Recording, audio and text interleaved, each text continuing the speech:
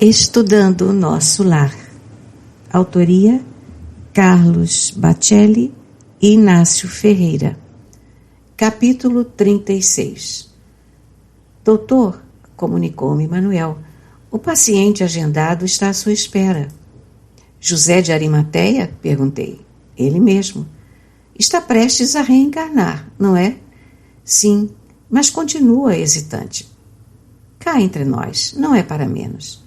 Voltar àquele caldeirão fervente agora, com a ambição humana extrapolando, as coisas na Terra nunca estiveram tão complicadas.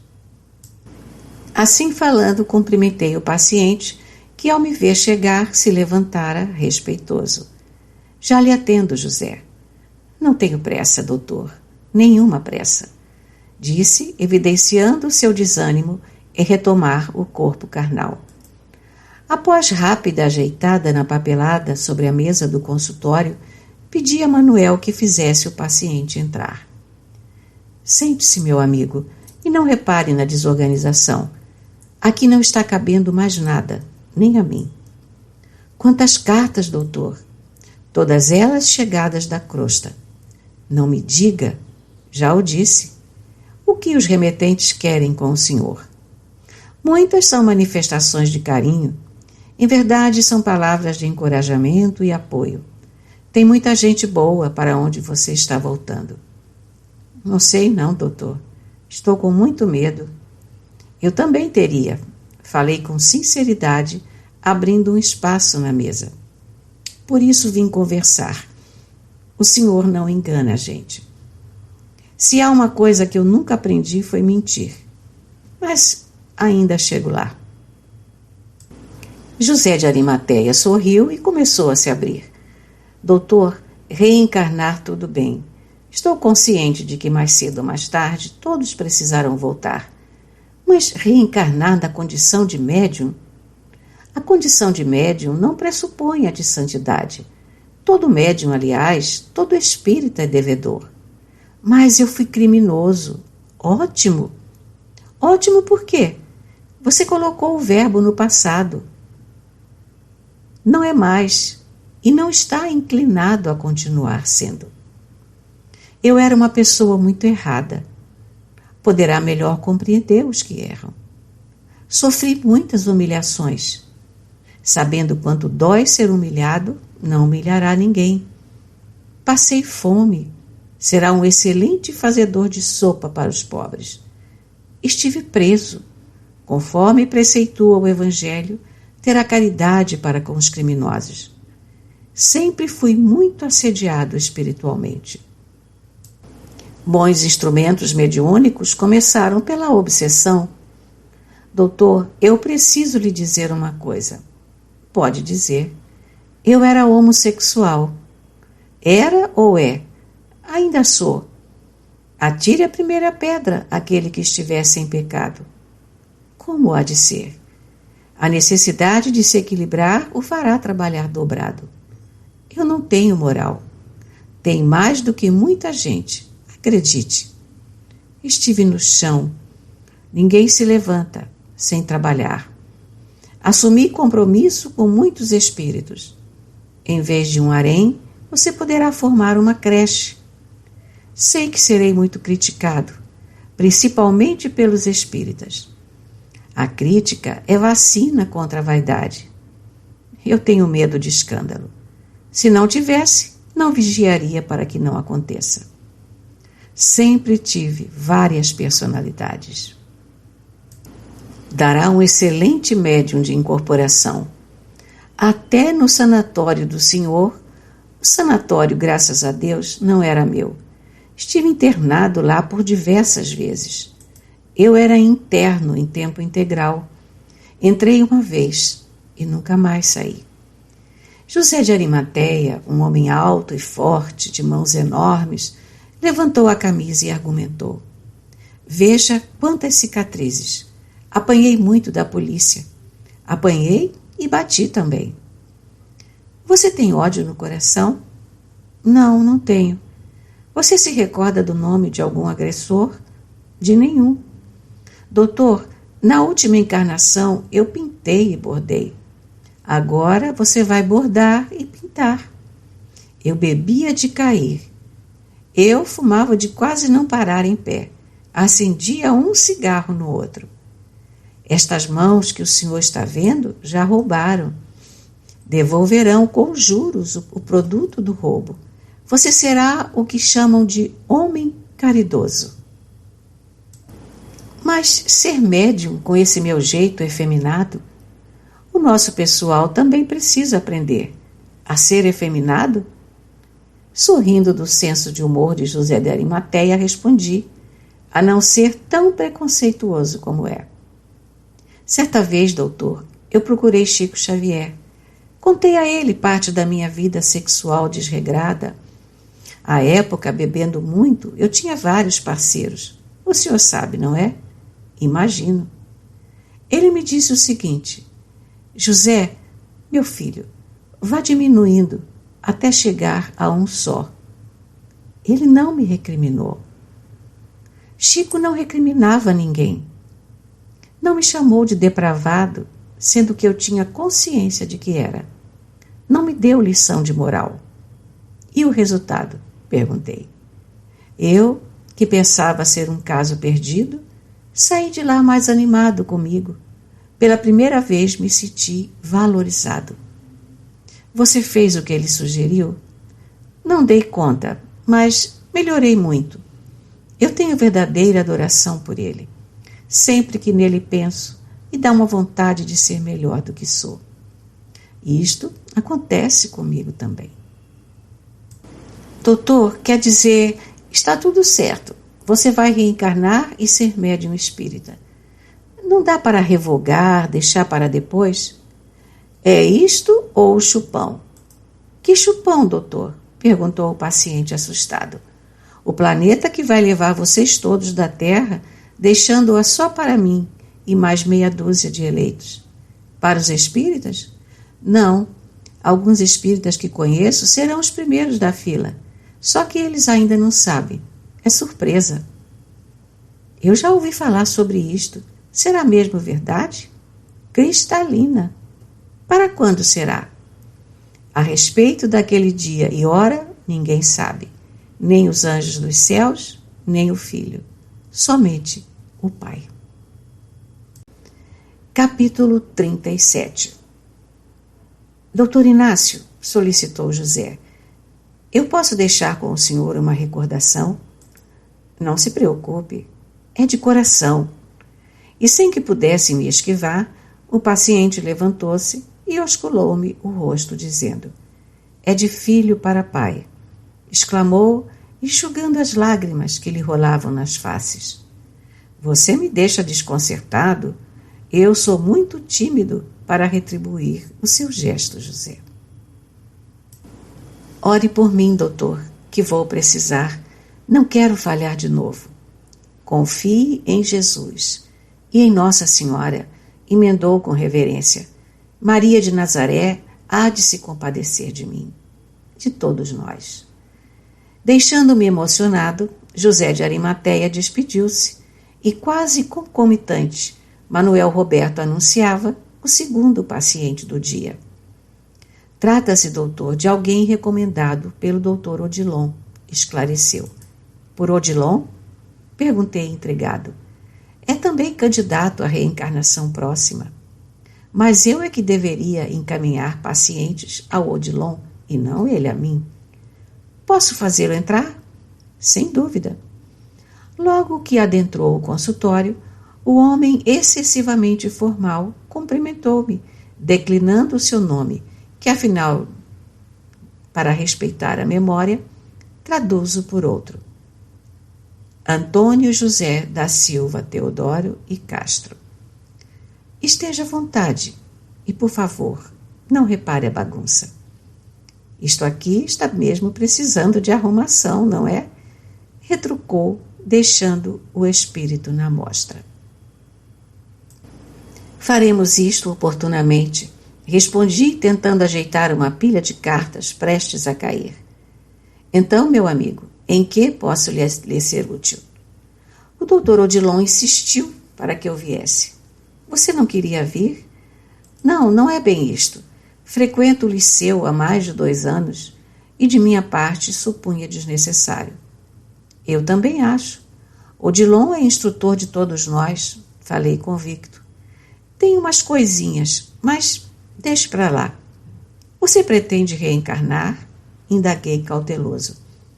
Não tenho como adiar por mais tempo. Muita gente minha já foi e preciso ajudá-los. Ajudar é sempre uma atitude nobre.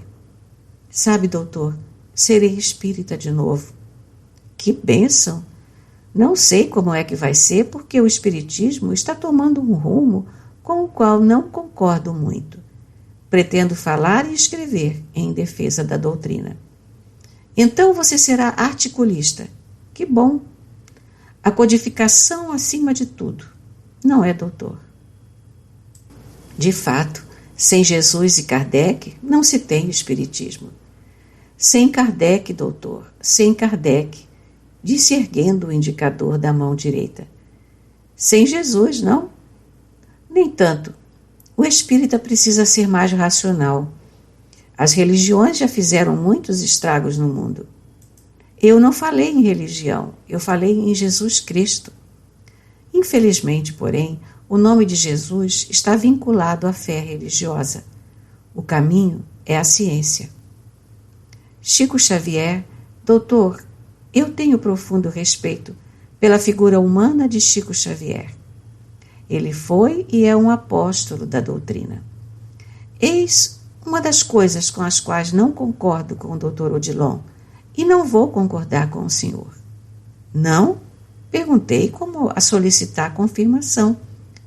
Essa história de que Chico Xavier foi Kardec é um desserviço à doutrina. Kardec é único, mente vigorosa, homem de opinião firme, um gênio, enfim. Chico contemporizava muito. Para mim, estava mais para médium católico do que espírita. Compreendo a sua formação, a sua veneração pela figura da mãe, que era católica. Então o espiritismo está correndo sério risco. Também acho, e cada vez estou achando mais. O senhor insinuou algo? Não sou homem de insinuações, Antônio. Seja mais claro, pediu, cruzando as mãos sobre o peito e esticando o pescoço para mim. Não tenha receio, fale que conheço a fama do senhor. Fama? Vamos trocar o F pelo L. Dizem que o senhor é partidário do espiritismo à moda de Chico Xavier, não? Com muita honra. E quer que lhe diga mais? Espiritismo sem Jesus, sem Kardec e sem a vivência de Chico Xavier é perda de tempo. Hein? Vim até aqui, doutor, com uma derradeira esperança ao seu respeito, pois, afinal, o senhor, como psiquiatra, deve ser homem culto. Pois, se era a última, pode perdê-la. Você sairá daqui sem nenhuma esperança em mim. Pelo que eu estou vendo... Antônio, você não considera muita pretensão de sua parte? O quê? Combater os descaminhos da doutrina? Creio que todo espírita convicto, e o que não me falta é convicção, tem este dever. Permita-me perguntar, pois afinal estamos nos conhecendo agora. De nome eu já o conhecia, doutor. O senhor nunca ouviu falar de mim? Sinceramente, não. Estou admirado. Antônio José da Silva Teodoro Castro. Militei mais de 30 anos na doutrina. Percorri muitas cidades, fazendo palestras. Frequentei diversos centros espíritas. Sou kardecista genuíno. Combati a influência da Umbanda, do esoterismo. Umbanda? Tenho vários amigos adeptos. O senhor? Dona Querubina, muito a minha amiga, era médium de terreiro. Às vezes, quando a coisa apertava, eu ia lá, à sua casa, para ela me benzer. O quê? Benzer-me com o seu rosário, com a sua fé e a sua bondade. Ah, não me decepcione, doutor. Decepciono, sim. Eu esperava outra coisa do senhor. Tonho, você me faria o obséquio de responder algumas perguntas? O homem, vermelhando o rosto, corrigiu-me. Tonho, não, doutor. Antônio, com acento circunflexo no O. Qual é o seu currículo espiritual? Currículo? É, nos seus mais de 30 anos de doutrina, fundou algum centro espírita? Não, como lhe disse, ajudei a fechar os que estavam se desviando. Criou algum trabalho assistencial? A caridade do esclarecimento é a maior de todas. Eu sou contra a esmola. A gente não tem que dar o peixe, mas ensinar a pescar. Aplicou passes em hospitais, asilos, albergues. Nunca exerci qualquer tipo de mediunidade. Ah, e outra coisa, passes só no centro. Frequentava a desobsessão? Doutor, tenha paciência, com tanto médium mistificando por aí. Visitou a periferia? Eu não sei a que vem essa pergunta, mas não. Auxiliou alguma criança ou jovem a estudar? Comprou-lhe material escolar, uniforme? Francamente, isto é obrigação do governo. A esta altura, enquanto especulava o homem de nome comprido, eu me lembrei de antigo conto de Malbadaan, O Fio da Aranha, um dos meus preferidos. Capítulo 38. Antônio, indaguei, você conhece a lenda de O Fio da Aranha? Não. O que uma lenda pode ter com o que estamos conversando? E mesmo sem saber se ele queria ouvir ou não, contei. Kandata, após a morte do corpo, foi condenado a determinada região purgatorial a fim de expiar os seus muitos erros. Sofrendo as consequências de sua desdita, clamava ao céu por socorro. Um dia, atendendo os seus lamentos, um anjo aparece e pergunta se em toda a sua existência na terra ele se recordava de ter praticado o mínimo bem a alguém. Aquele seu possível gesto de generosidade haveria de resgatá-lo da deplorável situação em que se encontrava. Kandata, então, começa a examinar os atos de sua vida e nada. Ele não havia sido útil a quem quer que fosse. Ao contrário, a consciência o acusava de ter prejudicado a muitos. O anjo, esperançoso, insiste e, após inaudito esforço, Kandata finalmente se recorda de que, certa vez, poupara a vida de uma simples aranha. A vida de uma simples aranha, meu caro, pausei enfatizando. Satisfeito ante a possibilidade de resgatar mais uma alma daquela região espiritual desoladora, continuei a narrativa, repleta de malfeitores que espiavam as suas faltas, o anjo disse a Kandata que um fio de aranha desceria das alturas. Num átimo, o delgado fio começou a descer, e ao vê-lo, Kandata a ele se lança como quem se agarra à derradeira esperança de salvação. Acontece, porém, que, ao avistar aquele fio, dezenas de outros espíritos correm em sua direção e nele se debenduram, desejosos de se subtraírem ao abismo. Com receio de que o fio da aranha não suportasse tão grande peso, Kandata passa a desferir socos e pontapés, com o intuito de se livrar dos pobres coitados que subiam por ele. Nesse exato momento, ao peso maior do egoísmo de Kandata, o fio se parte, e todos caem, condenando-se a indefinido tempo de permanência naquele vale em que sequer a luz do sol conseguia penetrar. Ante o silêncio do paciente indicado por Odilon, perguntei: você não se recorda de, pelo menos em seus mais de 30 anos, na condição de espírita, ter poupado a vida de uma aranha? Compreendendo por fim onde eu desejava chegar, Antônio, com a voz mais sumida, explicou-se: também não é assim, doutor. Se não é assim, meu caro, é mais ou menos por aí. Redargui com firmeza. Além de ter sido um teórico da doutrina, de que mais você se lembra? Eu não fiz o mal. Apenas não fazer o mal ainda é egoísmo. Sempre agi em defesa da doutrina. Nem todos os que dizem Senhor, Senhor, entrarão no reino dos céus.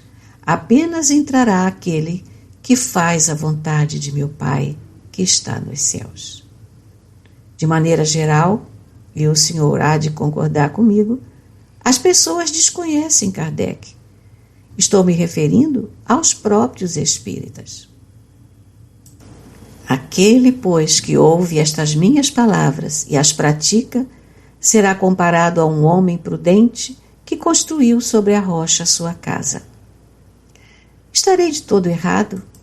Muito se pedirá àquele a quem muito se houver dado, e maiores contas serão tomadas àquele a quem mais coisas se haja confiado. Nunca me senti tão sem argumentos assim. Marta, Marta, andas inquieta e te preocupas com muitas coisas. Entretanto, pouco é necessário, ou mesmo uma só coisa. Essa questão de currículo, cada árvore se conhece pelo seu próprio fruto. O senhor há de concordar que o mundo de hoje, e porque abundará a iniquidade, a caridade de muitos esfriará, mas aquele que perseverar até o fim se salvará. Os meus mais de 30 anos de militância na doutrina, aprendestes que foi dito: amareis o vosso próximo e odiareis os vossos inimigos. Eu, porém, vos digo: amai os vossos inimigos, fazei o bem aos que vos odeiam e orai pelos que vos perseguem e caluniam, a fim de que serdes filhos do vosso Pai, que está nos céus, e que faz se levante o sol para os bons e para os maus, e que chova sobre os justos e os injustos. Porque se amardes os que vos amam, qual será a vossa recompensa? Confesso que estou desconcertado. Vinde a mim, todos os que estáis cansados e sobrecarregados, e eu vos aliviarei. Tomai sobre vós o meu jugo, aprendei de mim, porque sou manso e humilde de coração, e achareis descanso para as vossas almas. Sinto-me agora sem rumo. Senhor, para quem iremos? Tu tens as palavras da vida eterna. Num vazio interior muito grande. Decidido a tornar o diálogo menos tenso, gracejei. Mas nada que um bom prato de arroz com feijão não possa preencher, não é? Pela primeira vez, Antônio sorriu. Doutor, este meu temperamento não agrada nem a mim. O que devo fazer para dele me livrar? Ah, você não vai gostar da receita. Mesmo que não goste, que alternativa me resta? Nenhuma.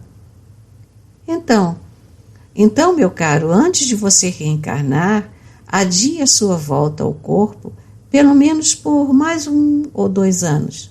Areje os seus pensamentos. E como posso fazer isto? Com as mãos. Às vezes o pensamento nos dirige às mãos, mas às vezes as mãos nos socorrem o pensamento. O senhor me recomenda empunhar uma vassoura. Uma vassoura? Na condição de psiquiatra, Antônio, no que tange a receituário, trabalho somente com 2 opções. Qual é a outra? Qualquer neuroléptico do grupo das butirofenonas. Meu Deus! Cá entre nós, a opção da vassoura é mais barata. A sua única contraindicação é a formação de calos. O neuroléptico deixará você com enrijecimento muscular. A vassoura, ao contrário, amolece as fibras. Que fibras? Principalmente as do coração. É excelente preventivo contra o infarto do miocárdio. Você está correndo sério risco. O senhor acha? Tenho absoluta certeza. Eu vou contar a você um segredo de consultório. Não deveria, mas vou. Quase todos os espíritas, aqueles mais ferrenhos defensores de uma suposta pureza doutrinária, morrem do coração. Veja bem, não estou generalizando. É brincadeira, não?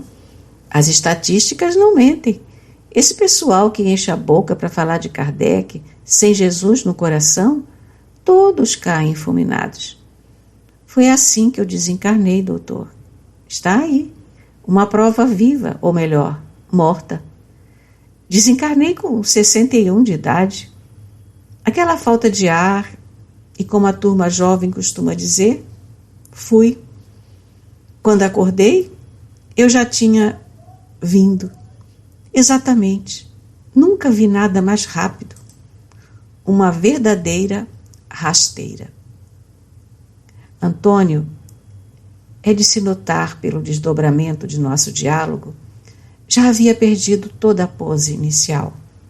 Descruzara os braços, recolhera o pescoço esticado, estava algo pálido, quase uma miniatura do homem que havia chegado ao meu consultório. Garanto que até hoje você não ficou completamente bom do bronze, não é? Perguntei. De quando a quando ele acelera assim. Será que, se não tomar cuidado, é reencarnar e infartar de novo? E desta vez não chega nem aos 61. Não. Abençoada a hora em que o Dr. Odilon me aconselhou consultá-lo. Vou seguir o seu conselho. Conselho médico, exclamei conferindo o seu extenso nome na ficha. Como é mesmo o seu nome todo? Deixe-me ver.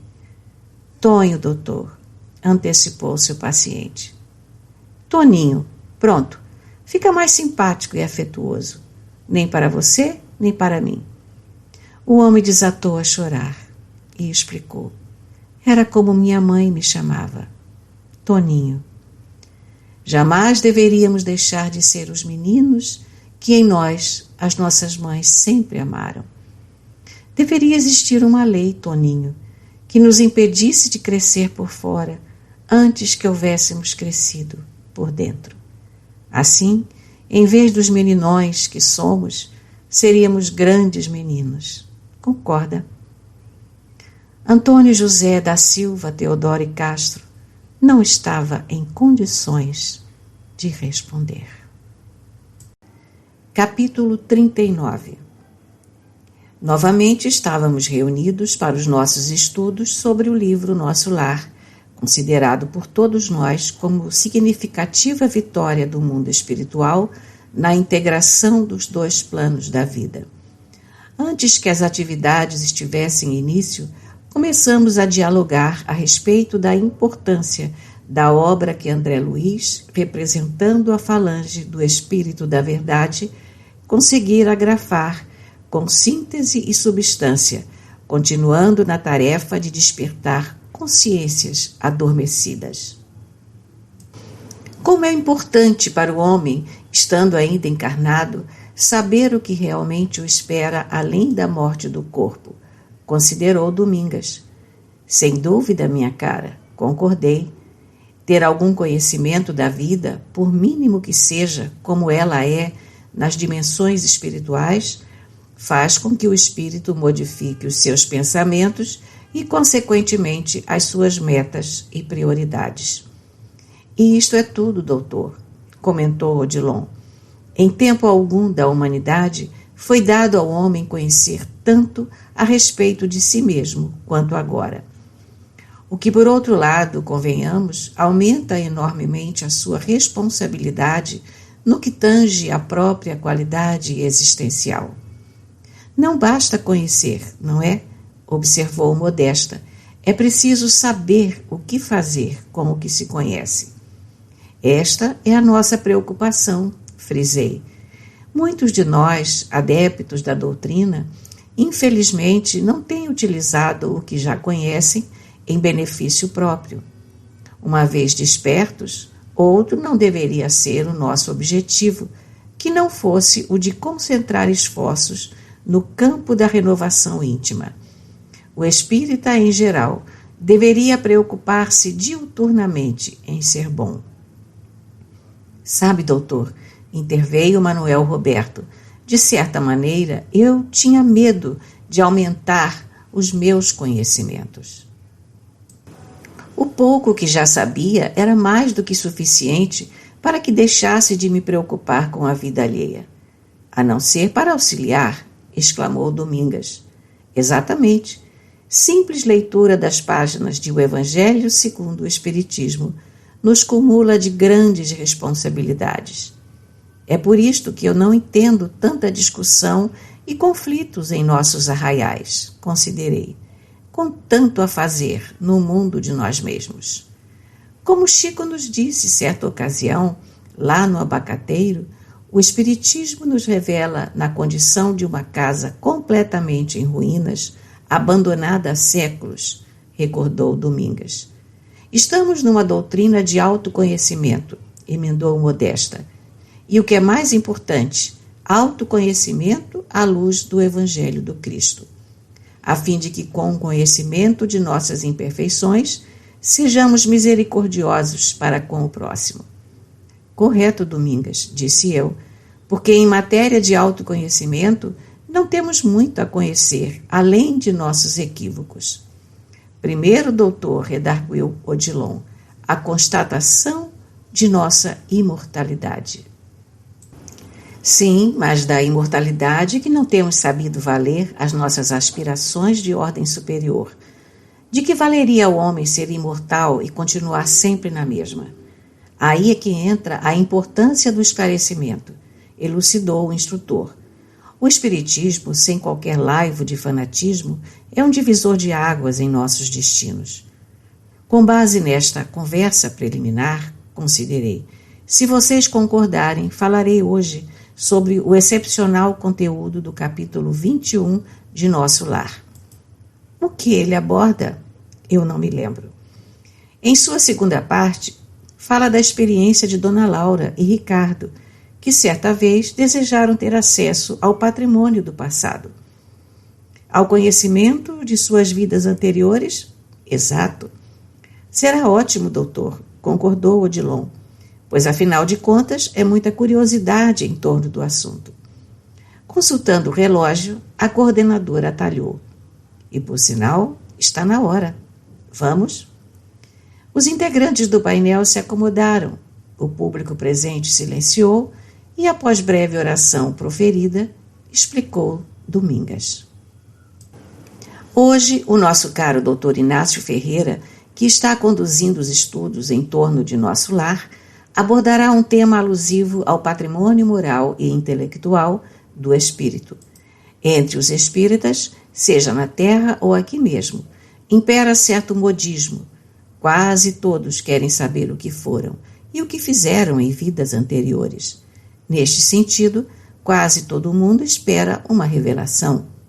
Enganam-se, porém, os que imaginam que após a desencarnação terão imediato acesso às suas reminiscências. Até agora, por exemplo, confesso a vocês que não tive acesso a nada. Mas, sem maiores delongas, passemos a palavra ao Dr. Inácio. Pensei que você fosse fazer a palestra, Domingas, brinquei. O pessoal sorriu. Não sorriam, exclamei, procurando fazer cara de sério. Certa vez, convidado a proferir palestra numa casa espírita, o presidente, ao me apresentar, só me deixou 10 minutos para falar. Tem disso tudo. Alguns fazem a palestra antes do orador e outros preferem fazê-la depois, às vezes desdizendo tudo o que ficou dito. E isto também já aconteceu comigo, doutor.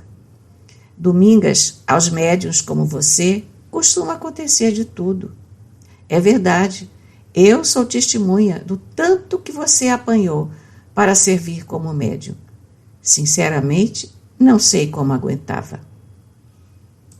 O Chico dizia que o médium precisava ter pele de rinoceronte. Então você tinha. Coitada. E ainda tenho. A turma voltou a sorrir. E abrindo o livro no capítulo 21, comecei a explicar. Conforme já tivemos oportunidade de dizer, Dona Laura, mãe de Lísias, era uma das servidoras mais eficientes de nosso lar, com milhares e milhares de horas de serviço prestadas voluntariamente à comunidade. Hoje ela se encontra reencarnada e, ao lado de Ricardo, novamente seu esposo, tornou a constituir linda família na terra, recebendo por filhos alguns dos espíritos que haviam sido filhos de ambos em existência anterior. Apenas a título de registro, Emmanuel, que desde o ano 2000 se encontra reencarnado, renasceu na condição de neto de Laura e Ricardo. Feito este preâmbulo, vamos lá. Efetuei necessária pausa e prossegui. Ambos, Dona Laura e Ricardo, eram, portanto, dos espíritos mais lúcidos em nosso lar. Este detalhe é importante para melhor entendimento do que pretendemos. Eram os dois, repito, dos mais lúcidos habitantes da cidade espiritual. Depreendemos daí o que sobrava para os demais, os quase 1 milhão de habitantes à época. Na década de 40, não é, doutor? Sim, respondi ao à parte de Domingas. Hoje, nosso lar, em termos demográficos, se compara à cidade de São Paulo. Mas, feitas estas observações, continuemos. Dialogando com André Luiz, que procurava se inteirar das coisas no mundo espiritual, Dona Laura é interrogada por ele. A senhora recordou o passado logo após sua vinda ou esperou o concurso do tempo? Doutor, falou Odilon, o assunto é importante, porque em O Livro dos Espíritos, quando trata da lembrança da existência corpórea, pode-se ficar com a impressão de que todo espírito, pelo simples fato de estar desencarnado, tem livre acesso às suas mais diversificadas experiências no corpo perecível. E não é assim. Bem lembrado, concordei, solicitando. Você poderia, para ilustrar, se referir a alguma pergunta neste sentido? A de número 308, por exemplo. O espírito se lembra de todas as existências que precederam a que acabou de deixar?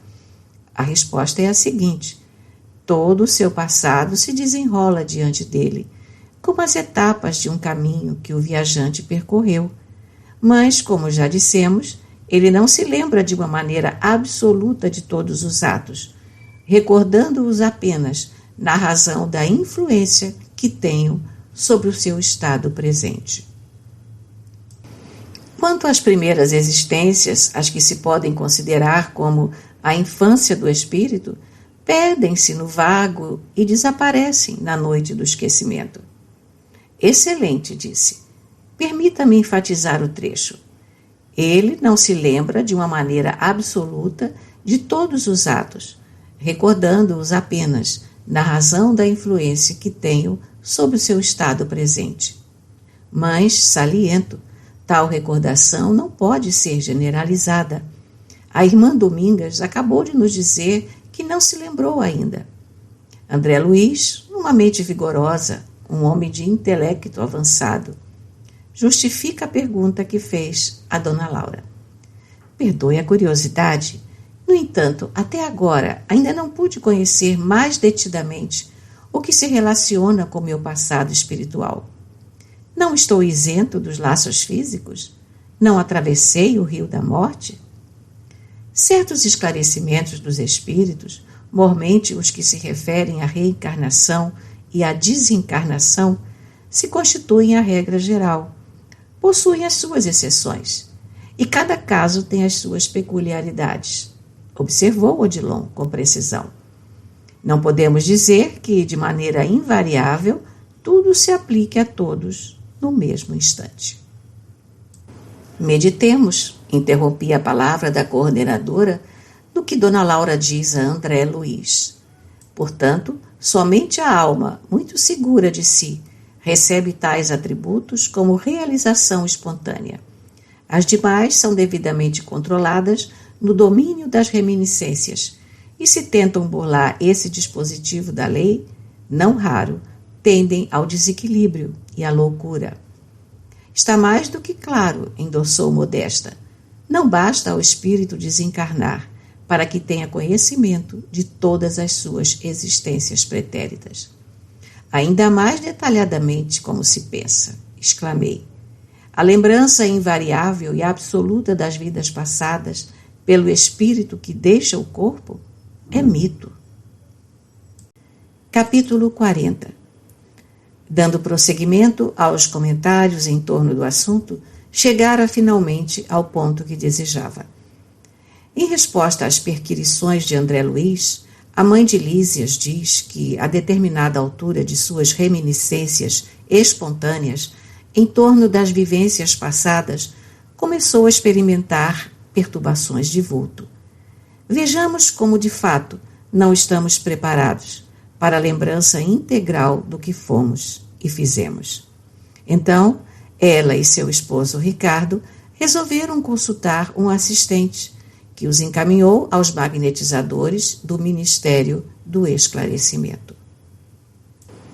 Mas convém esclarecer, doutor, ponderou Odilon, que inicialmente eles não se submeteram às técnicas de regressão da memória atualmente tão em voga entre os encarnados. É claro que não. Atentemos para o texto de André Luiz. Recebidos com carinho, tivemos acesso, em primeiro lugar, à seção do arquivo, onde todos nós temos anotações particulares. Aconselharam-nos os técnicos daquele ministério a ler nossas próprias memórias durante 2 anos, sem prejuízo de nossa tarefa do auxílio, abrangendo o período de 3 séculos. O chefe do serviço de recordações não nos permitiu a leitura de fases anteriores, declarando-nos incapazes de suportar as lembranças correspondentes a outras épocas. Temos aqui várias observações a serem feitas. Vocês, conclamei, poderiam me ajudar. Essas anotações particulares, que podem ser entendidas como espécies de ficha que registra as atividades do espírito em suas múltiplas existências, existem apenas em cidades que possuem um serviço organizado de tal natureza, considerou Modesta. Nosso lar, uma das cidades espirituais mais antigas sob os céus do Brasil, já possuía semelhante arquivo com os principais dados de seus habitantes. Sim, Modesta, daqueles que de lá partiam, como partem, para nova experiência no corpo material. Seria como se fosse um cartório, não é, doutor? Indagou Domingas. Com os nossos principais dados biográficos relativos às vivências passadas. É bom esclarecer que existem cidades por aqui que somente agora estão se organizando neste sentido. De qualquer maneira, doutor, falou Manuel Roberto, com registro formal ou não, o que fomos e fizemos jamais se perde, porque o principal registro é o efetuado pela memória.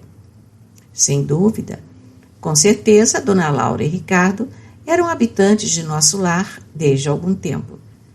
Daí terem podido ler as suas próprias memórias, abrangendo um período de 3 séculos, Domingas. Mas, acrescentei, enquanto estavam apenas lendo, estava tudo relativamente bem. O pior foi quando ambos resolveram ser submetidos a determinadas operações psíquicas. Foi quando deliberaram recorrer às técnicas de regressão. Aparteou Odilon. É bom lembrar, nem sempre recomendadas. Por que, doutor Odilon? Questionou Domingas. A regressão deve ter a sua segura indicação terapêutica. Caso contrário, em vez de ser instrumento de auxílio, pode complicar para o espírito. E muito, exclamei. O espírito, conduzido à lembrança não natural de suas vidas anteriores, pode deixar de viver o presente. Como disse Odilon, a regressão tem a sua indicação, não devendo ser feita de maneira aleatória, às vezes por pura curiosidade. E outra, carece de ser orientada por gente competente e responsável, e não por especuladores. Doutor, perguntou Manuel Roberto, mas o que fazemos está registrado em tudo, não é? Sim, a nossa história, sem omissão de um único detalhe, está escrita no grande livro do universo. Não somente a nossa, mas a história de todas as coisas e de todos os seres.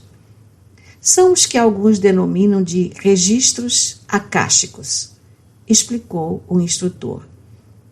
Esses registros que vibram no éter guardam a história dos mundos desde a sua formação. A ciência, futuramente, aprenderá a lê-los, e então a história da Terra poderá ser fielmente reconstituída, o que hoje é relegado ao trabalho árduo de arqueólogos e pesquisadores vários, poderá ser lido nas vibrações luminosas do éter.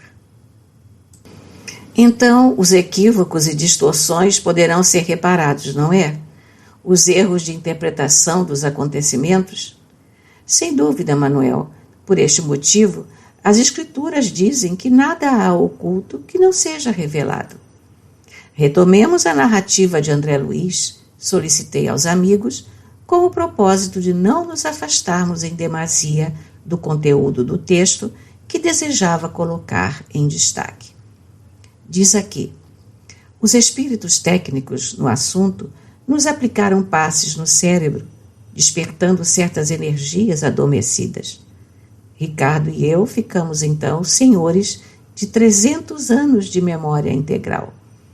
Compreendemos então quão grande é ainda o nosso débito para com as organizações do planeta. Isto, torno a repetir, foi reconhecido por Dona Laura, um dos moradores mais abalizados de nosso lar. Como seria conosco, hein, doutor? Não é bom nem imaginar, Domingas, respondi. Às vezes fico pensando assim, os débitos que os homens contraíram de uns para com os outros nos últimos 100 anos, só nos últimos 100 anos, já foram quitados? Não, respondeu o auditório em sua primeira participação pública na reunião. Temo que a maioria de nossos débitos esteja esperando. Vocês não acham? Esperando que estejamos mais fortes para eles. Doutor, esse raciocínio do senhor é de meter medo na gente. Você se recorda, Domingas, de uma página mediúnica assinada por Ramiro Gama, inserida no livro Lindos Casos de Além-Túmulo? Qual delas? Aquela que se refere à ossada dos dinossauros, que está sendo encontrada principalmente na região de Peirópolis, a pouco mais de 20 quilômetros de Uberaba. Ah, sim, agora me lembro. Conte-nos, doutor, pediu a turma do auditório. Ele faz uma comparação da ossada dos dinossauros com os nossos erros. Os dinossauros que desapareceram há milhões de anos estão mostrando os seus esqueletos agora, nas proximidades de Peirópolis. Basta escavar a terra com canivete para se achar um osso de dinossauro. Segundo Ramiro Gama, muitas imperfeições que em nós supomos mortas podem reaparecer depois de muito tempo. Vícios e mazelas que imaginávamos completamente desintegrados, de repente podem surgir à tona de nossa personalidade. E ele conclui pela necessidade de contínua vigilância, a fim de que não venhamos a assombrar as pessoas com o esqueleto do que fomos e ainda não deixamos de ser totalmente.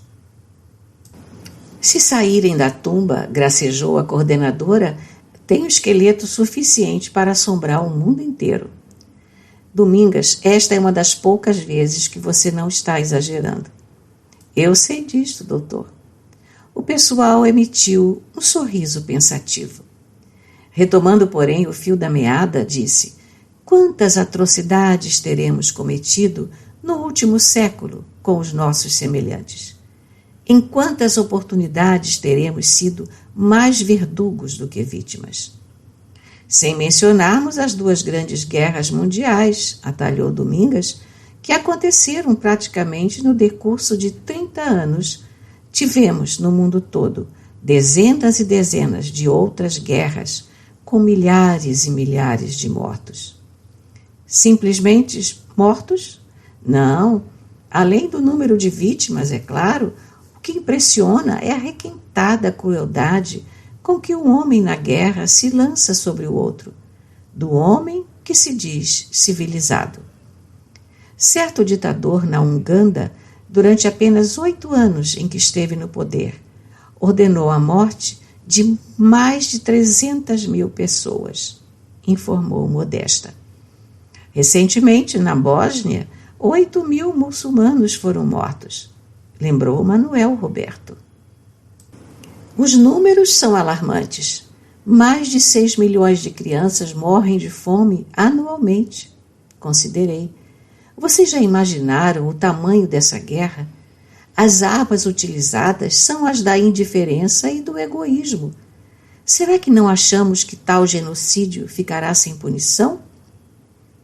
É por este motivo que vemos por aí, tanto na terra quanto no mundo espiritual, sofrimentos indescritíveis acometendo as criaturas que as levam incessantemente a questionar a existência de Deus.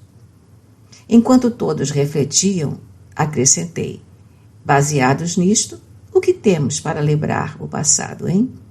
Quem se encoraja? Quem está pronto para facear a si mesmo nas vidas sucessivas do pretérito?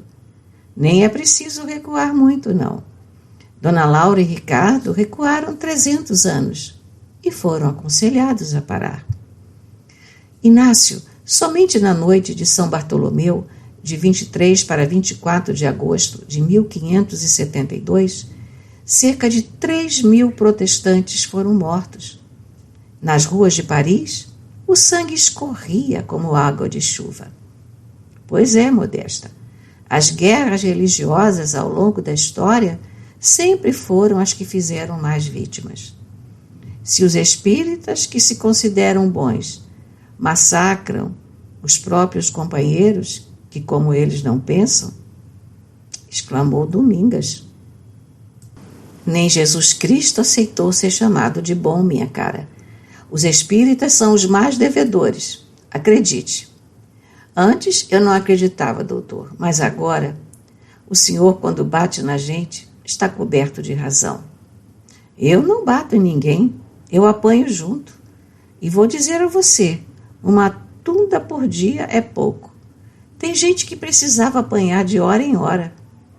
Em doses homeopáticas, não é, doutor? Finalizou a confreira, arrancando sorrisos em gotas da plateia. Capítulo 41.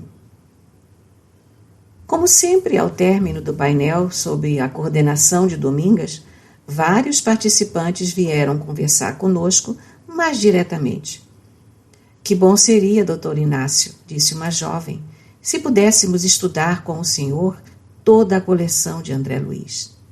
Para mim, minha filha, respondi, se todos dispusessem de tempo para tanto, seria ótimo. Acredite, o aprendizado maior é para mim mesmo. As intervenções de nossos amigos, junto à participação de vocês, me ensejam muitas e novas ideias. Estudar é assim, trocar o assunto em miúdos, permutar opiniões, falar e ouvir, procurando manter a mente sempre receptiva. Doutor, se me permite, desejo fazer uma observação. Pois não, Domingas. Posso dizer que vim para este outro lado sem saber o nosso lar e a desencarnação por si só não me dispensou de conhecer o conteúdo da obra.